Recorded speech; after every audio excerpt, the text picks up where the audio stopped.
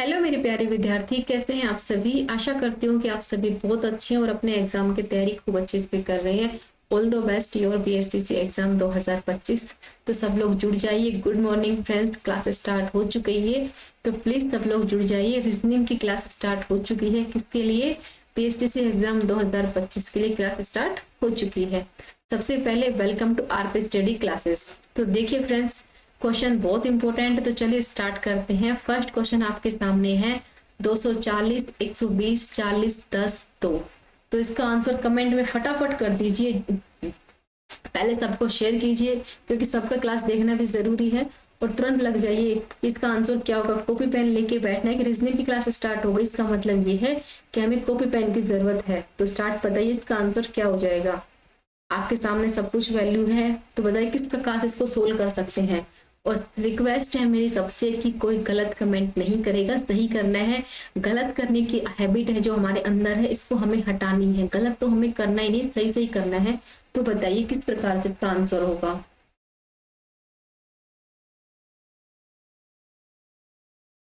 तो देखिए फ्रेंड्स, हमें इस क्वेश्चन को है ना यहाँ की बजाय यहाँ से सोल्व करना होगा, क्योंकि हमें थोड़ा इजी वे चाहिए ना। पीछे से आगे से करेंगे तो समझ में नहीं आएगा। तो देखिए इसमें क्या बताया गया है कि देखो 10 में हम 2 का भाग देंगे तो क्या आएगी? 5। 10 में 40 का देंगे तो 4 आएगी। अब 40 का 120 में देंगे तो 3 आएगी। समझ में आ रहा है कि मतलब एक सीरीज बन रही थी इसके अंदर। समझ में आया? अब ऐसी कौन सी संख्या में भाग दें कि जैसे 2 से भाग जाए, जो वैल्यू यहाँ पर पुट हो जाए। तो आपके सामने ऑप्शन है, तो ऑप्शन देखिए। जैसे हम 240 को उठाते हैं, जैसे उठाया 240, 2 का किया तो कितना आ गया? 120। क्लियर हो गया? तो यहाँ पर कौन सी वैल्यू आ जाएगी? 240 आ जाएगी। क्या आ जाएगा? 120 आ जाएगा। यहाँ पे 1, अब यहाँ पे हो जाएगा 1, तो यहाँ इसको 1 से 1 किया। समझ में आ रहा है क्वेश्चन किस प्रकार से सोल्व किया गया है। सीरीज थी 1 2 3 4 5 की, इसको मतलब कि क्या कर रहे, भाग कर रहे थे। तो किस प्रकार से कर रहे थे? पीछे से किया, तुरंत सोल्व हो गया कि 5 का, 4 का, 3 का, 2 का, 1 का। यानी ऑप्शन नंबर जो बी था एकदम राइट आंसर था। आते हैं अब नेक्स्ट क्वेश्चन पे।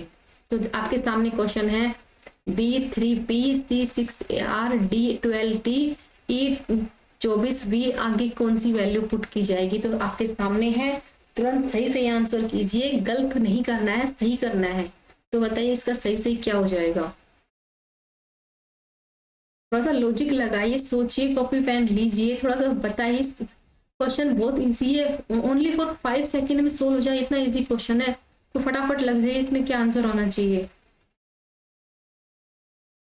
अरे फ्रेंड्स देखो, 2 कितने पे, बी कितने पे आता है? 2 पे।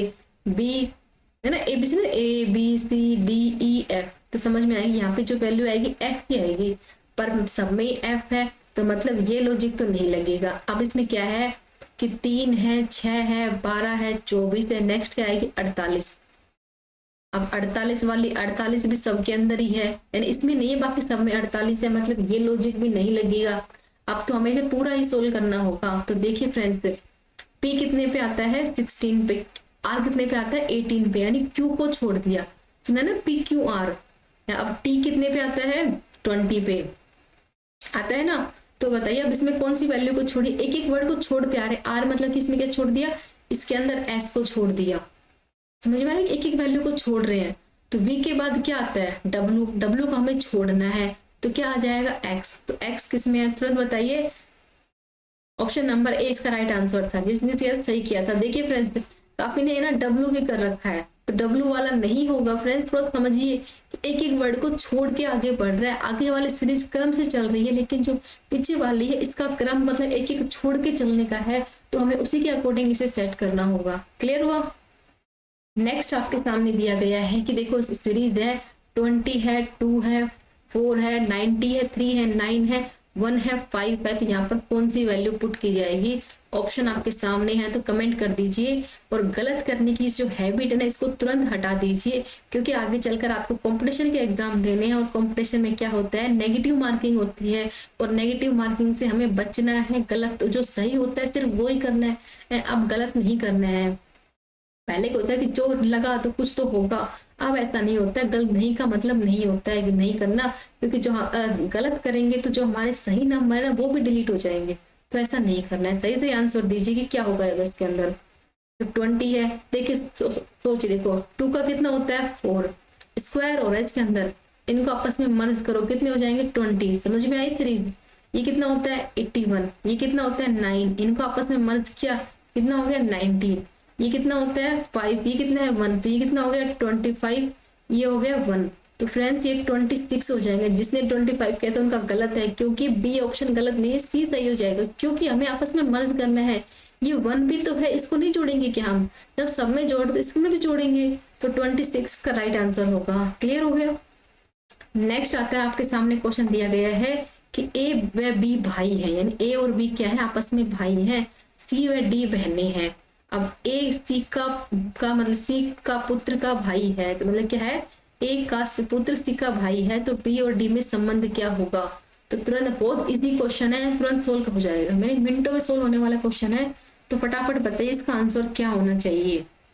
बहुत सिंपल क्वेश्चन है, ज्यादा सोचने वाली बात इसके अंदर नहीं है, सिर्फ थोड़ा सा सोच कर भी आप इसका आंसर दे सकते हैं। तो सिंपल आपको देखो बोला गया है, इसके अंदर क्या बोला गया है कि ए व बी भाई हैं। ए और बी का भाई का मतलब क्या होता है, ए और बी के जो माता पिता हैं वो दोनों के सेम हो जाएंगे। क्लियर हो गया? यानी दोनों भाई, इसका मतलब माता पिता सेम है। ये तो सोतेले उतेले नहीं बोला गया, कजन भी नहीं बोला गया है, यानी भाई है, इसका मतलब ये कि माता पिता सेम है। सी और डी बहनें, इसका मतलब कि इनके माता पिता भी क्या है, सेम होंगे। समझ में आ गया?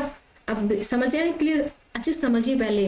अब क्या, ए का पुत्र सी का भाई है, ए का पुत्र है वो सी का भाई है, तो देखिए हमें क्या बोले, सी और डी बहनें हैं, इसका मतलब क्या हुआ कि जो ए का पुत्र है वो डी का भी भाई होगा। समझ में आ गया? अब हमें बी और डी का रिश्ता बताना, तो रिश्ता क्या हो जाएगा, चाचा का। समझ में आ गया? यदि ए और बी भाई है, ए डी का मतलब की भाई है, तो बी डी का मतलब चाचा होगा। ऑप्शन नंबर जो ए इसका राइट आंसर हो जाएगा। सिर्फ थोड़ा सा समझना था, क्वेश्चन बहुत इजी है। नेक्स्ट आपके सामने दिया गया है, एक व्यक्ति 4 किलोमीटर उत्तर की ओर जाता है।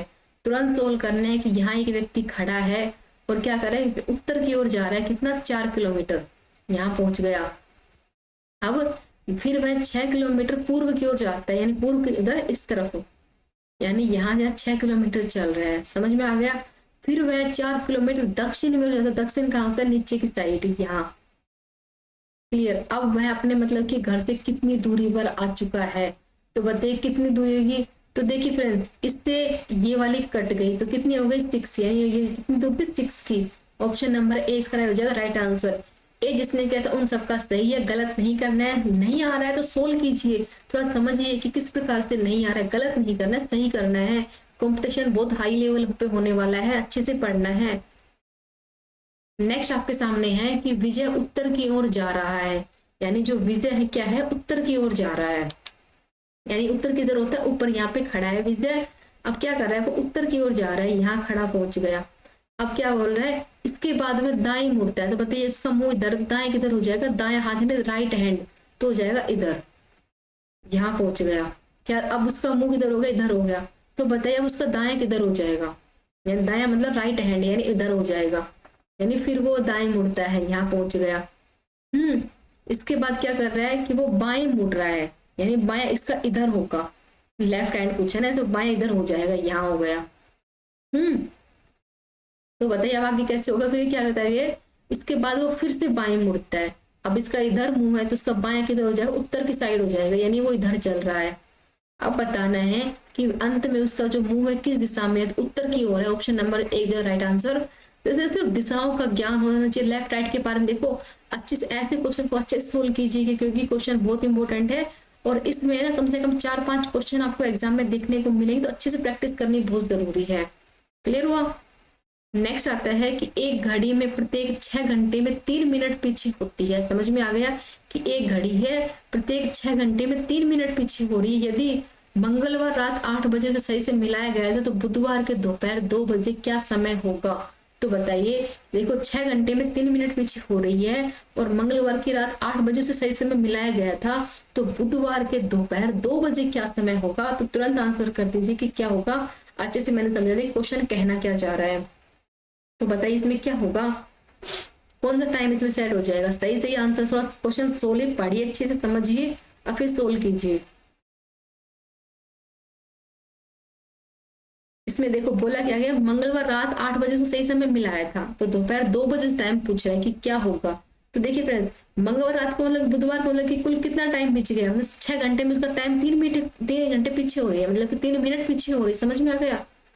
तो मतलब कि 2 बजे तक उसमें टाइम कितनी पीछे हो जाएगी, तो 6 घंटे में 3 मिनट पीछे हो रही है, तो 6 घंटे में घड़ी में 3 मिनट पीछे हो जाएगी, तो 2 बजे तक वो 3 मिनट पीछे होती चली जाएगी। तो क्या हो जाएगा कि देखो 3-3 मिनट करेंगे तो कितना हो जाएगा, 1:50 का टाइम हो जाएगा। समझ में आ गया? जब रियल टाइम में 2 बजेंगे तो उस घड़ी में कितने हो जाएंगे, क्या बजेंगे, 1:50 बजेंगे। समझ में आया? सिर्फ थोड़ा समझना है कि 6 घंटे में 3 मिनट पीछे हो रही है, तो 2 बजे से लेकर 8 बजे तक, 8 बजे से लेकर 2 बजे का टाइम मैनेज करना है। इसे 6 घंटे में हो रही है तो कितना घंटे लग रहा है, उसी हिसाब से मिनट को कट कर देना है, तो तुरंत आपके सामने हो जाएगा, कितना हो जाएगा, 1:50 टाइम दिखा रही होगी वो घड़ी। क्लियर हुआ? नेक्स्ट आता है क्वेश्चन आपके सामने, मरुधान, मरुस्थल, सागर। तो बताइए यहाँ पर कौन सी आएगी, द्वीप, प्रायद्वीप, प्रजल या फिर भृगु। तो बताइए इसके सामने कौन सी वैल्यू आ जाएगी। एनालॉजी का क्वेश्चन आपके सामने आ चुका है। तो बताइए कि मरुधान क्या होता है, यानी मरुस्थल में पानी और वनस्पति वाला क्षेत्र जो कि मरुधान होता है। मरुस्थल क्या होता है फ्रेंड्स, सूखा बंजर इलाका। समझ में आ गया कि देखो एक मरुधान मतलब कि पानी वाला इलाका है, वनस्पति क्षेत्र वाला इलाका। मरुस्थल डेजर्ट यानी सूखा बंजर इलाका। अब सागर क्या होता है, बहुत बड़ा जल का क्षेत्र। अब इसमें क्या आगे बताओ कौन सी वैल्यू पुट की जाएगी, इसमें क्या आ जाएगी, द्वीप। ऑप्शन नंबर जो एकदम राइट आंसर हो जाएगा। कैसे होगा, द्वीप का मतलब क्या होता है, सागर में जमीन का वह टुकड़ा जो चारों ओर पानी से घिरा हो, उसे बोलते हैं द्वीप।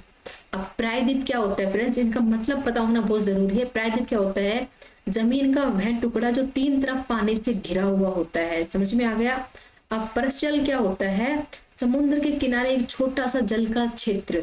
समझ में आ गया?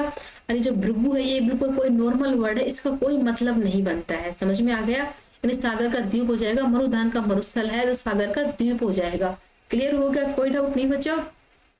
नेक्स्ट आपके सामने क्वेश्चन है कि यदि ई को यू कहें, एन को आर कहें, ओ को क्यू कहें, पी को डब्ल्यू कहें, आर को बी कहें, एस को जी कहें, एन को जेड कहें, तो P R S O N को क्या कहेंगे। तो देखा आप, बहुत इजी क्वेश्चन है, तुरंत इसका तो सबको सही आंसर करना है कि सही सही होना बताना है कि क्या होगा।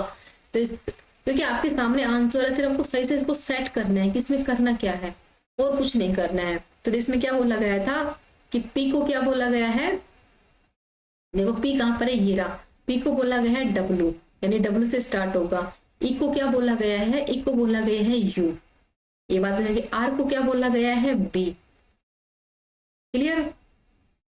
अब एस को क्या बोला गया है इसके अंदर, जी।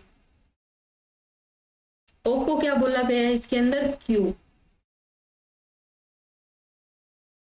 एन को क्या बोला गया है, आर। सॉरी यहाँ पे आर आ जाएगा। तो बताइए कि कौन सा हो जाएगा। देखो ऐसे बाय मिस्टेक गलत हो जाता है, गलती ना हम जल्दबाजी में ध्यान नहीं देते हैं कि हमें क्या करना है। तो बताइए कौन सा सही होगा, W U B G Q R. तो कौन सा हो जाएगा, ऑप्शन नंबर डी इसका राइट आंसर हो जाएगा। समझ में आ गया कि जो डी था इसका राइट आंसर हो जाएगा। अब आता है नेक्स्ट क्वेश्चन के ऊपर। तो बताना है कि आकृति की पहचान करनी है कि राज्य, देश, शहर, तो कौन सी आकृति सही होगी। तो आपके सामने यानी वेन डायग्राम दिया गया है, तो इसके बारे में अच्छे से प्रैक्टिस होनी बहुत जरूरी है। राज्य, देश, शहर, तो बताइए कि इन चारों में से कौन सी आकृति इसमें सेट होगी। अच्छे से बताइए, इसका सही से आंसर करना, गलत नहीं करना है। ए बी सी डी ऐसे तुक्के नहीं मारने हैं, फिक्स बताना, सबको एक ही लाइन चलनी है कि ए तो ए ही होगा, बी और चेंज किसी को भी नहीं करना है। पहले ए बोल रहे हैं फिर बी बोल रहे हैं, ऐसे नहीं करना है। सही से बताइए, तो थोड़ा सोच के देखिए कि पहले क्या आता है, देश, फिर आता है राज्य और फिर आता है शहर। यानी ऑप्शन नंबर सी दो राइट, कि देश के अंदर क्या आता है, राज्य, राज्य में आता है शहर। समझ में आ गया? यानी ऑप्शन नंबर जो सी है इसकी आकृति सही है। सी जिसका भी था उन सबका राइट आंसर है। क्लियर हुआ? नेक्स्ट देखिए फ्रेंड्स, एक इंपॉर्टेंट बात आपको मैं बताती हूँ कि नए सिलेबस के अनुसार बीएसटी से एग्जाम 2025 के ना कोर्स स्टार्ट किया गया, प्लस में 15 साल की टेस्ट सीरीज भी दी गई है। समझ में आ गया? इसमें सब ऑल सब्जेक्ट का मतलब समावेश किया गया है और प्रत्येक क्लास के बाद आपके टेस्ट लिए जाएंगे। आपने कितना पढ़ा है, कितना आपको समझ में आया, कितना समझिए। कितनी अच्छी बात है कि एक टॉपिक क्लियर होने के बाद आपके टेस्ट भी होंगे और साथ में पिछले 15 वर्षों के पेपर आपको फ्री में दे। आपको एक आइडिया हो जाएगा कि पिछले 15 सालों में कैसे कैसे बेसिक एग्जाम के अंदर क्वेश्चन पूछे गए थे। तो देखिए फ्रेंड्स, बेसिक से एग्जाम को हल्के में मत लीजिए, कंपटीशन बहुत हाई होने वाला है। इसके अंदर है ना, मतलब कुछ कुछ नंबर से है ना लिस्ट में नाम निकल जाता है, क्योंकि जो काउंसलिंग होती है ना उसमें देखो फर्स्ट सिर्फ 3 लिस्ट आती है, फर्स्ट सेकंड थर्ड। यानी फर्स्ट में आता है ना वो सब लकी होते हैं, उनको बेस्ट कॉलेज मिलता है, और सेकंड थर्ड तो वैसे ही होते हैं। जिसके लिए हमें तैयारी खूब अच्छे से करनी, खूब अच्छे से पढ़ना है, तो उसके लिए हमें इस कोर्स को परचेज जरूर करना चाहिए। तो देखिए फ्रेंड्स, आपको यहाँ पे नंबर भी दिए गए हैं। आपको अगर आपको कुछ डाउट होता है तो आप हमसे बात कर सकते हैं, आपके सभी डाउट को दूर किए जाएंगे। इसके साथ ही प्ले स्टोर से आपको आर्क स्टडी ऐप को डाउनलोड करना है और अपने स्टडी पे फोकस करना है। ये बहुत अच्छा ऑफर है। कुछ अब देखो कुछ ही टाइम बता है और अच्छे से पढ़ना है ना, तो हमें इस कोर्स को जरूर परचेज करना चाहिए। टेस्ट सीरीज में मिल रही है, सब्जेक्ट के बारे में बताया, और पिछले 15 साल के पेपर भी फ्री में दिए जा रहे हैं। इसका मतलब समझ रहे हैं हम, आपको हर तरह से बेस्ट मतलब अच्छे से तैयार कर रहे हैं एग्जाम के लिए। यानी इसका मतलब ये हुआ कि आपका मतलब कि सिलेक्शन होना पक्का है, इस बात की गारंटी दी जा रही है। तो अच्छे से तैयारी करनी है तो इस कोर्स को जरूर परचेज कीजिए। अब आते हैं अपने क्वेश्चन के ऊपर। देखिए, M.K. गांधी, उषा चंद्र बंदोपाध्याय, जतिन दास, सूर्य सेन, इसमें से कौन सी आकृति दर्शाएंगे? तो बताइए, जो आपको 4 नाम दिख रहे हैं इनका मतलब क्या होगा? तो इसका आंसर जिसने भी सही करते हैं इसका मतलब ये है कि वो रीजनिंग पढ़ना सीख चुका है। तो सब बताइए इसका सही आंसर दीजिए कि 4 नाम है मोहनदास करमचंद गांधी, उमेश चंद्र बंदोपाध्याय, जतिन दास, सूर्य सेन में कौन सी आकृति सेट हो जाएगी? तो कौन सी हो जाएगी? Option number B. क्यों? कि चारों देखो, चारों फ्रीडम फाइटर थे, ये एक बात अलग है, लेकिन चारों अलग अलग व्यक्ति थे। समझ में आ गया कि ये तो हो गया मतलब कि महात्मा गांधी का, ये उमेश चंद का हो गया, ये जतिन दास का, और ये सूर्य सेन का हो जाए, सबका अलग अलग ऑफर हो जाएगा। समझ में आया? इसी प्रकार से हमें क्वेश्चन को सॉल्व करना है। नेक्स्ट आता है, दिए गए चित्र में कितने वर्ग बने हुए हैं, इस प्रकार की आकृति पहचाननी है। तो सबसे पहले बताइए कि वर्ग क्या होता है? वर्ग क्या होता है फ्रेंड्स? परिमाप भुजा, यानी जिसकी चारों भुजाएं समान होती है, मतलब कि ऐसे कि वो क्या होता है? वर्ग होता है। समझ में आया? जिसकी चारों भुजा समान होती है। इसमें कितने वर्ग हैं? तो देखिए 1 है, 2 है, 3 है, 4 है। एक ये पूरा 5 हो जाएगा, एक ये पूरा 6 हो जाएगा, यानी टोटल 6 इसमें वर्ग होंगे। समझ में आया? यानी जिसकी चारों भुजाएं समान होगी वो वर्ग होगा, इसमें 6 वर्ग होंगे। नेक्स्ट आता है कि PQRST प्रत्येक मतलब कि अलग अलग कक्षा में पढ़ते हैं। तो बताया गया अलग अलग मतलब इन्होंने अलग अलग अंक को हासिल किया है। अब Q ने केवल T से अधिक अंक प्राप्त किए हैं, यानी जो Q क्या है उसने केवल है ना सिर्फ T मतलब T से अधिक लिए हैं नंबर। समझ में आ गया? यानी जो इससे T से अधिक नंबर लिए हैं Q ने, यानी ये एक अलग राम कहानी आ गई। अब क्या है? P ने S से अधिक लिए हैं। जो क्या है, जो ये P है इसने S से अधिक लिए हैं, परंतु R से कम लिए, इसका मतलब R इसके आगे आ जाएगा। क्लियर हो गया? अब सबसे मतलब कि अधिक अंक किसने लिए हैं? तो देखिए फ्रेंड्स, ये देखो Q ने क्या लिए? Q ने केवल T से अधिक लिए हैं सिर्फ, है ना। अब T से अधिक अगर Q ने सिर्फ 1 से अधिक लिए हैं और सबसे नहीं लिए, तो Q तो होना भी नहीं चाहिए, T भी नहीं होगा, T से Q है। तो देखिए फ्रेंड्स, S का ओनली फॉर R हो जाएगा, जिसने सबसे अधिक अंक लिए हैं। तो देख सिंपल क्वेश्चन था कि Q ने केवल T से अधिक अंक प्राप्त किए हैं, P ने S से अधिक परंतु R से कम प्राप्त किए हैं। इसका मतलब ये हुआ कि R ने सबसे अधिक अंक प्राप्त किए हैं। क्लियर हो गया? कोई डाउट नहीं बचा? आते हैं नेक्स्ट पर कि बेमेल शब्द का चुनिए कि इसमें से बेमेल शब्द कौन सा होगा? पृथ्वी, चंद्रमा, मंगल, बुध। तो आपके सामने ऑप्शन है, सही से आंसर कीजिए कि इसमें कौन सा आंसर सही हो जाएगा। तो कौन सा इसके अंदर सही होना चाहिए बताइए? पृथ्वी, चंद्रमा, मंगल, ग्रह। तो देखिए फ्रेंड्स, सिंपल यही है कि पृथ्वी, मंगल, बुध ये सब क्या है? ग्रह हो जाएंगे। समझ में आया? लेकिन चंद्रमा क्या है? एक प्रकार का उपग्रह होगा, यानी ये सब ग्रह के नाम है और चंद्रमा एक प्रकार का उपग्रह होगा। यानी अलग कौन सा हो जाएगा? ऑप्शन नंबर ए, चंद्रमा अलग है, क्योंकि ये एक उपग्रह है और बाकी सब क्या है? ग्रह होते हैं हमारे सोलर सिस्टम के। क्लियर हुआ? कोई डाउट नहीं बचा? नेक्स्ट आता है क्वेश्चन नंबर 15 कि मतलब कि चुनना है कि एक वर्ड देगी RIGISTRATION, इससे इसमें से कौन कौन सा मतलब इसका प्रयोग करके हम कौन सा वर्ड बना सकते हैं। तो आपके सामने ऑप्शन दिए गए हैं। इसका तो सही आंसर सबका होना चाहिए, किसी का गलत नहीं होना चाहिए। बिल्कुल शॉर्ट फॉर्म है कि आपको एक मीनिंग दी गई है, इसमें से बताना है कि इस मीनिंग में से हम कौन कौन से वर्ड बना सकते हैं। तो देखिए फ्रेंड्स, देखियो ये नहीं बनेगा, ये भी नहीं बनेगा, ये दोनों कट हो, क्यों? इसके अंदर सी कहीं नहीं है तो ये दोनों तो कट हो गए। अब देखिए इसमें क्या है, बी है तो इसमें कहीं बी भी नहीं है तो ये भी कट हो गया, ये भी नहीं बनेगा, only for option number A ही बनेगा। सिंपल, सिर्फ इसी वर्ड के अंदर से बनने वाले वर्ड को हमें चुनना था, GIST बन जाएगा। क्लियर हो गया, कुछ डाउट नहीं बचा। नेक्स्ट आता है COFFEE को EFFOC लिखा जाता है, तो NODULE को क्या लिखा जाएगा? तो मतलब कूट भाषा में बताना है कि इसको कूट भाषा में कैसे लिखे। एक चीज समझ में आई आपको कि बिल्कुल इसको अपोजिट कर दिया, इसको उल्टा करके लिख दिया, तो इसको उल्टा करके तुरंत बता दीजिए कौन सा सही होगा। मैंने एकदम हिंट भी दे दिया कि इसको कैसे सही करना है, तो सब सही बताइए कि सही क्या होगा। कॉपी का अपोजिट कर दिया तो इसका क्या हो जाएगा? तो लास्ट यहाँ से इससे स्टार्ट होगा, इसको उल्टा करना है कि E हो गया, L हो गया, U हो गया, D हो गया, O हो गया, N हो गया। समझ में आ गया? इस प्रकार से सेट करना है कि पहले E आ गया, फिर L आ गया, फिर U आ गया, फिर D आ गया। नहीं, ये भी नहीं होगा, तो कौन सा सही हो जाएगा? तुरंत बताओ, इसके अंदर बताओ।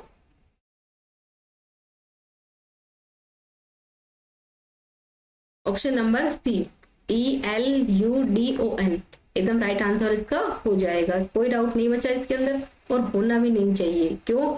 हमें अच्छे से सोल्व करना है। क्या देखो ये होता है क्योंकि नहीं, क्योंकि लास्ट में N, इसमें बीच में आ गया तो हमें लास्ट में N चाहिए था। क्लियर हो गया? अच्छे से सोल्व करना है, लिखना है, क्योंकि ऐसे क्वेश्चन होते हैं ना जिसके अंदर एग्जाम मीनिंग को घुमा फिरा के दे देता है, और जल्दबाजी नहीं करनी, अच्छे से सोल्व करना है। नेक्स्ट आपके सामने दी गई है एक श्रृंखला, तो बताना है इसको कंप्लीट किस प्रकार से करेंगे। तो ऑप्शन आपके सामने है, तो बताइए इसको किस प्रकार से सेट करेंगे। तो 3 है, 5 है, 9 है, 11 है, 15 है, 17 है, 21 है, तो यहाँ पर कौन सी वैल्यू पुट की जाएगी ऑप्शन के हिसाब से बताना है। बताइए, थोड़ा सोचिए और फिर बताइए, अच्छे से सोच लीजिए, रीजनिंग है ये, तो सोचना तो पड़ेगा, रीजनिंग का मतलब ही होता है सोचना। कमेंट आने स्टार्ट हो चुके हैं, तो देखिए फ्रेंड्स क्या है, 3 और 5 में क्या लग रहा है आपको? क्या रहा है कि +2 हो गए तो क्या हो गया, मतलब कि ऐड हो गए तो 5 हो गए, इसमें हमें 4 ऐड किया तो 9 हो गए। अब 9 में हमें क्या ऐड करेंगे, 11 हो जाए तो 2 ऐड किया। अब 11 में कितना किया, 4 ऐड किया। 5 में कितना, मतलब 15 में कितना किया, 2 को ऐड किया। 17 में क्या किया बताओ?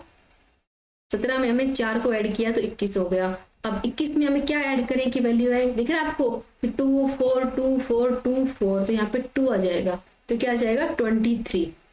बिल्कुल इजी क्वेश्चन था, ऑप्शन नंबर बी इसका हो जाएगा राइट आंसर। पहले 2 4 2 4 2 4 मतलब की वैल्यू से, मतलब कि देख रहा है, इसका अंतर देखना है कि कैसे कर रहा है कि 2 का हुआ, 4 का हुआ, 2 का हुआ, 4 का हुआ, 2 का हुआ, 4 का हुआ, तो आगे 2 का अंतर हो जाएगा, तो क्या हो जाएगा 23 आ जाएगा। सिंपल क्वेश्चन था, कोई डाउट इसमें नहीं होना चाहिए। नेक्स्ट आता है कि श्रृंखला को कंप्लीट कीजिए, तो आपके सामने दी गई है कि 1 4 9 16 और 25, तो बताइए इसको देखकर आपको क्या आइडिया आ रहा है? बिल्कुल सिंपल है, तुरंत आंसर आ जाना चाहिए इसका, तो बिल्कुल नॉर्मल क्वेश्चन है। 1 है, 4 है, 9 है, 16 है, 25, इसका मतलब समझ रहे हैं कि स्क्वायर रूट हो रही है, समझ में आया कि आपस में संख्या मल्टीप्लाई हो रही है। तो देखो ये 1 की है, ये 2 की है, ये 3 की है, ये 4 की है, और ये 5 की है, तो आगे 6 की, और 6 की कितनी होती है 36। ऑप्शन नंबर सी हो जाएगा राइट आंसर, ये वैल्यू का स्क्वायर रूट हो रहा है, यानी आपस में संख्या मल्टीप्लाई हो रही है। नेक्स्ट आता है कि 4 लड़के ABCD एक सीढ़ी पर हैं, तो AB की मतलब अपेक्षा ऊंचाई पर है, B C से अधिक के बीच में है, यदि D A से अधिक ऊंचाई पर है तो नीचे से तीसरे स्थान पर कौन सा होगा? तुरंत आंसर कर दीजिए कि इस क्वेश्चन को हम किस प्रकार से सोल्व करेंगे। तो जरूरी नहीं है आप सीढ़ी बनाओ, सिंपल तरीके से कर लीजिए, हमें सिर्फ क्वेश्चन आंसर चाहिए, हमें दिखाना नहीं है कि सीढ़ी बनी है कि नहीं बनी। अच्छे से सोल्व किया, देखो ABCD की 4 सीढ़ियां हैं। अब क्या बताया गया है कि A B से ऊंचा है और ऊंचाई पर है, इसका मतलब ये हुआ A क्या है, B से आगे आएगा, समझ में आ गया। अब B A और C के बीच में है, समझ में आया, जब क्या है B A और C के A इधर आ गया तो C कहाँ आ जाएगा, यहाँ आ जाएगा। अब क्या है, यदि D A से अधिक ऊंचाई पे, इसका मतलब ये होगा D यहाँ पर आएगा, तो तीसरे नंबर पे कौन सा आ रहा है, A। ऑप्शन नंबर सी हो जाएगा राइट आंसर। सिर्फ थोड़ा सा सोल्व करना है कि सिर्फ क्वेश्चन क्या, जैसे क्वेश्चन है ना उसी हिसाब से हमें चलते जाना है, क्वेश्चन तुरंत सोल्व हो जाएगा, आपको पता भी नहीं चलेगा, सही सोल्व होगा, अच्छे से करोगे, शांति से करोगे। जल्दबाजी करोगे तो घबरा जाओगे और गलत क्वेश्चन कर दोगे। नेक्स्ट आता है कि एक परीक्षा में प्रदीप ने अपनी कक्षा में नीचे से कौन सा है 26वां स्थान है, समझ में आ गया, नीचे से 26वां है और ऊपर से 7वां स्थान है। तो बताओ कि उसके में कक्षा में कुल कितने विद्यार्थी होंगे। तो कमेंट में बता दीजिए कि इसमें क्या हो जाएगा, सही आंसर करना है, सही सही करना है, गलत नहीं करना है, क्योंकि हमें सही वैल्यू चाहिए, गलत नहीं चाहिए। कि ऊपर से कितने, नीचे से 26वां है, ऊपर से 7वां है, तो सही मतलब उसके क्लास में कुल कितने मतलब स्टूडेंट्स हैं, तो आपस में जोड़ना है और वैल्यू निकल जाएगी। तो ये देखो फ्रेंड्स, इसमें तो देखो 33 आ जाएंगे, तो देखिए सब लोग बोल देंगे मैम बी सही होगा। तो देखिए फ्रेंड्स, एक इंसान यहाँ पर भी जुड़ रहा है और यहाँ पर भी जुड़ रहा है, जुड़ना तो यानी माइनस हो जाएगा, क्यों, हम उसे 2 बार थोड़ा ना काउंट करेंगे, एक बार ही काउंट करेंगे। इसका मतलब ये हुआ कि 32 हो जाएंगे, ऑप्शन नंबर सी हो जाएगा, 33 नहीं होगा, आपस में जोड़ना नहीं है, क्योंकि वो 2 बार थोड़ा ना जुड़ेगा, एक बार जुड़ेगा, तो एक बार के अकॉर्डिंग करना है ना, यानी 26 यानी चाहे उसे यहाँ रख लो चाहे उसे यानी एक माइनस करना होगा, तो कहते हैं 32 हो जाएंगे। क्लियर, कोई डाउट नहीं बचा। नेक्स्ट आता है कि शब्दकोश के अकॉर्डिंग तीसरे स्थान पर कौन सा वर्ड आएगा। आपको दिए गए कुछ शब्द, तो आपको बताना है इसका मतलब कि किसके हिसाब से इनको कैसे सेट करना होगा। तो इनको करने के लिए आपको एबीसीडी का ज्ञान होना बहुत जरूरी है, यानी एबीसीडी के अकॉर्डिंग इनको सेट करना होगा। तो देखिए फ्रेंड्स, सी कितने पे आता है, 3 पे आता है, ये कितने पे आता है 15 पे, एल आता है 12 पे, तो ऐसे बढ़ते जाना है। तो देखिए फ्रेंड्स, यहाँ तक तो वैल्यू सबकी सेम है, यानी सबकी बिल्कुल वैल्यू सेम है, इनमें तो कोई फर्क नहीं होगा, समझ में आ गया। देखिए अब ई कितने पे आता है 5 पे, इसका मतलब ये है कि फर्स्ट नंबर पे क्या आएगी, ऑप्शन नंबर जो डी है ये फर्स्ट नंबर पे आएगा, समझ में आ गया। अब इसमें क्या है, आई है, इसमें भी आई है, अब इसमें कंफ्यूज हो जाएंगे लोग, तो दोनों में आई आई तो जरूर है, लेकिन फ्रेंड्स ये एन है और ये एस है। एन कितने पे आता है 14 पे आता है और एस कितने पे आता है 19 पे आता है, तो क्या आ गया 2 नंबर पे क्या आएगा, ऑप्शन नंबर सी, और क्या आ जाएगा बी आ जाएगा इस पे, और ए आ जाएगा लास्ट में, यानी किसी आ जाएगा ऑप्शन नंबर जो बी है वो 3rd नंबर पे आएगा। शब्द को मतलब कि हमें अंग्रेजी है एबीसीडी के अकॉर्डिंग इनको सेट करना है और तभी सही होगा। अगर है ना कि कुछ लोग बोलेंगे मैम एन क्यों पहले आया, ये क्यों नहीं आया, तो देखिए सोचने की बात है कि हमें देखो ई 5वें नंबर पे आता है, 14 पे, 19 पे है, तो ओ कितने पे आता है 15 पे आता है, तो ये सबसे लास्ट में आ जाएगा ना, क्यों एकदम अलग आगे बढ़ गई। तो देखो ये 9 पे आ रहा है, तो ये भी 9 पे आ रहा है, तो इसके आगे की संख्या को देखकर हमें सेट करना होगा। पहले इन संख्या को सेट करेंगे, उसके बाद ही हम इसके ऊपर आएंगे, इसमें टेंशन लेने की बात नहीं है, आपको सिर्फ एबीसीडी का पता होना चाहिए, उसी के हिसाब से इनको सेट करना होगा। नेक्स्ट दिया गया आपके सामने, मतलब कि एक वेन डायग्राम बताया गया है कि अनानास पशु फल, तो इसमें से कौन सी आकृति है जो सही होगी, अनानास पशु फल, तो बताइए इसमें से कौन सा सही हो जाएगा, सबका सही होना चाहिए, क्या बताया गया है इसके अंदर। तो देखिए फ्रेंड्स, अनानास क्या है, एक प्रकार का फल, पशु क्या है अलग हो जाएगा, तो ऑप्शन नंबर ए हो जाएगा राइट। अनानास एक प्रकार का फलों में आता है अनानास, और पशु क्या है एक प्रकार का अलग हो जाएगा, ऑप्शन नंबर जो ए है एकदम राइट आंसर इसका होगा। जिसने एक किया था वो सही था, और आप सबको भी एक ही करना था, थोड़ा समझना था इसको करना कैसे है, मतलब ये नहीं है कि 1 2 3 4 1 2 3 4 ऐसे काउंट करते चले जाओ, ऐसे नहीं करना है। अनानास का मतलब है को फल है और पशु अलग है, तो जो सेम सेम है उसको हम एक जगह रखेंगे, जो अलग है उसको अलग रखेंगे, सिर्फ ऐसे सोल्व करना है, कोई डाउट नहीं बचना चाहिए इसके अंदर। नेक्स्ट आता है कि सूर्योदय के बाद, यानी जब सूर्योदय होता है सुबह, तो 12 बजे तक सूर्य की रोशनी किस मतलब रखी गई वस्तु की छाया किस प्रकार से बनेगी। तो रीजनिंग में ऐसे क्वेश्चन भी बनते हैं, तो इनका तुरंत आंसर कीजिए कि जो छाया 12 बजे से पहले यानी सूर्य उदय होता है उस टाइम पे किधर बनेगी। तो अब तो मैंने आपको अच्छे से बता भी दिया कि क्वेश्चन कैसे सोल्व करना है, तुरंत आंसर बताइए कि क्या हो जाएगा इसका। देखते सब लोग जानते हैं कि सूर्य कहाँ से उगता है, पूरे मतलब पूरब से उगता है, तो पूरब से उगता है ना, तो इसका मतलब ये हुआ कि यहाँ पर अगर कोई वस्तु रखी तो इसकी छाया इधर बनेगी, तो पश्चिम में बनेगी छाया, क्योंकि पूर्व से उग रहा है तो पश्चिम में बनेगी छाया। जब सूरज पश्चिम में आ जाएगा तो छाया पूर्व में बनेगी, समझ में आ गया। यानी मतलब कि दो का उत्तर दक्षिण का तो कोई रोल ही नहीं है। जब दोपहर में 12 बजेंगे तो उसकी छाया बिल्कुल वहीं पर ही रहेगी, ना इधर जाएगी ना इधर जाएगी, समझ में आ गया बात, यानी उसी जगह स्थित हो जाएगी। इस तरह सोचने वाले क्वेश्चन है, जिसमें ज्यादा डाउट लेने वाली बात नहीं है। क्लियर हो गया। नेक्स्ट आता है कि रिक्त स्थान पर कौन सी संख्या आएगी, तो बताना है आपको इस रिक्त स्थान पर कौन सी संख्या आएगी। बहुत इजी है ये तो, 1 सेकेंड में सोल्व होने वाला क्वेश्चन है। सही आंसर कीजिए, सब लोग कीजिए।